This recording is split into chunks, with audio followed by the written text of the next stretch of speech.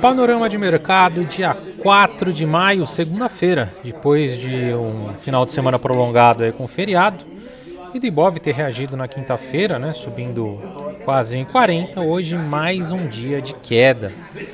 Temos aí 11 pregões, 9 pregões de queda, o Ibov segue realizando, e hoje, né, foi uma realização mais geral, com os conflitos aí, né, voltando a aparecer na mídia, mísseis aí do Irã contra a Arábia Saudita, ameaça de mísseis contra os navios dos Estados Unidos. Tudo isso trouxe um estresse no petróleo e um dia de realização nas bolsas em geral, depois de uma sexta-feira mais tranquila, né? A gente estava em feriado aqui, mas nos Estados Unidos nós tivemos alta. Então hoje mais um dia fraco para o Ibov, mais um dia de realização, com estresse no petróleo, os petroleiros subindo, mas em contrapartida, setor financeiro, Vale, mercado interno em queda.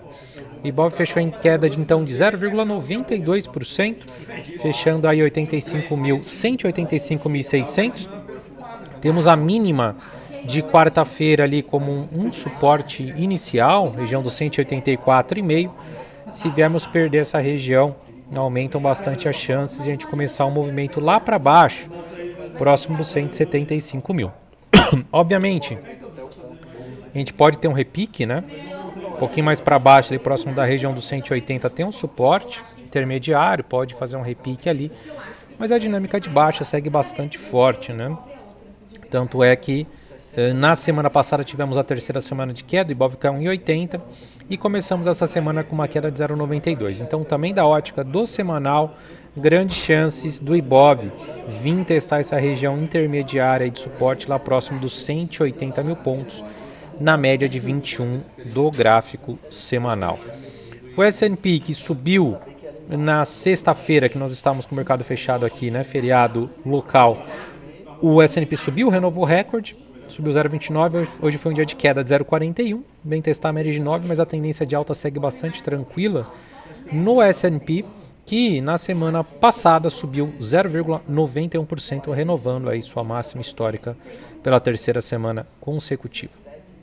Dow Jones, na sexta-feira caiu 0,31, hoje volta a cair 1,13, está com bastante dificuldade nessa região dos 49.600, nesse topo, né, bate cabeça e volta, não está com uma dinâmica muito forte. O Dow Jones, na semana passada subiu 0,55 e a gente vê aí o início de semana mais pesado, pode voltar a corrigir lá para baixo na região dos 48.400.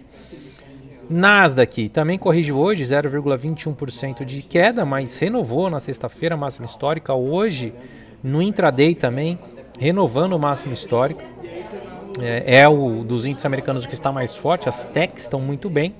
E a gente tem possibilidade de correção no curtíssimo prazo, mas pode testar só a média de 9 e continuar a prosseguir a sua tendência de alta, né? Na semana passada o Nasdaq fechou com uma alta de 1,49%, renovando aí a máxima histórica também pela terceira semana consecutiva.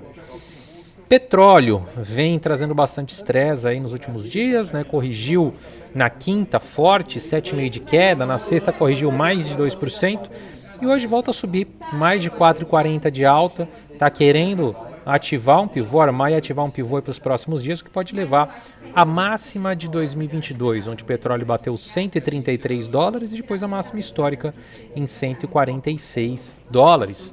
Tudo vai depender aí da intensidade desse conflito, se a gente vai voltar a ver mísseis sendo disparados, ameaças sendo feitas. O cenário segue bastante incerto, né, lá fora. E a semana passada, apesar do recuo do petróleo nos últimos dias da semana, a gente teve uma alta de 2,47 e essa semana começa com mais de 4% de alta. O minério lá em Singapura terminou hoje em queda de 0,28, mas no aftermarket, né, no pregão regular, subiu 0,61, na sexta-feira também subiu 0,63, então rompe uma região de resistência do 107, mira o 109, e caso venha a romper o 109, aí começa a mirar lá para o 115, que é uma resistência relevante. Na semana passada subiu mais de 1% o minério e começa a semana novamente de maneira positiva. Metais preciosos, o ouro vem numa tendência de baixa, né? Considerando as últimas semanas, os últimos pregões. Na sexta-feira apresentou uma queda de 0,18 e hoje está caindo mais forte, mais de 2% de queda. Veio perder inclusive a mínima de quarta-feira, então está numa dinâmica bastante baixista o ouro, mirando lá para a região dos 4.300. Na semana passada a queda foi de 2,04 e já começa a semana com uma queda acima de 2%. A prata vem pesada também, caindo hoje 3,46, subiu nos últimos dias, né? Subiu na sexta 2,18, subiu na quinta 3,41. Mas a gente tem uma dinâmica também, né, de um canal de baixa aqui sendo desenhado. E se a prata vier perder a mínima na semana passada, sugere a continuação dessa queda para buscar patamares lá próximo dos $64.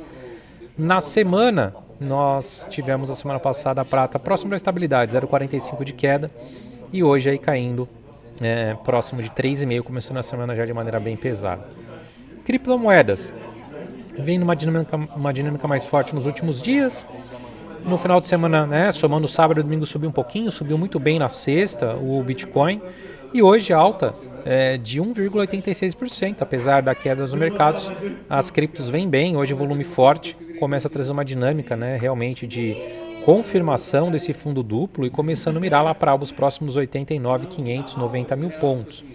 Fechou na semana passada o Bitcoin em leve queda de 0,15, mas o ponto interessante é que vinha, né, numa forte queda e deixou uma sombra relevante. Então reagiu muito bem e essa semana começa forte para começar a estabelecer uma tendência mais forte de alta. Mesmo cenário para o Ethereum, que desde ali de quinta-feira vem subindo, subiu no final de semana, hoje está subindo mais de 1%. É verdade que está deixando uma sombra, não está nas máximas, né, nesse momento, mas também começa a mirar lá para o rompimento dos 2.400, que pode começar a levar ao Ethereum a acompanhar um movimento mais forte de recuperação junto com o Bitcoin. Olhando aqui um gráfico semanal no Bitcoin, no Ethereum, melhor dizendo, a semana passada terminou com uma queda de mais de 2%, mas começa a semana reagindo. A média de 21 é a região de resistência mais forte. Se romper aí, a gente tem uma dinâmica bastante favorável por início também de uma recuperação, início de uma tendência de alta melhor estabelecida. Vamos ver então, a partir daqui, como o mercado vai reagir com essas ameaças, né? Volta de lançamento de mísseis em Irã, envolvendo a Emirados Árabes e potencial resposta dos Estados Unidos. Isso pode voltar a estressar o mercado. E depois de um longo rally nas últimas semanas no S&P, no Nasdaq especialmente, a gente pode voltar a ver uma correção com esse cenário de guerra aí voltando para o foco do noticiário, certo? É isso. Desejo a todos um ótimo descanso. Vejo vocês amanhã para um novo Panorama de Mercado. Grande abraço. Valeu.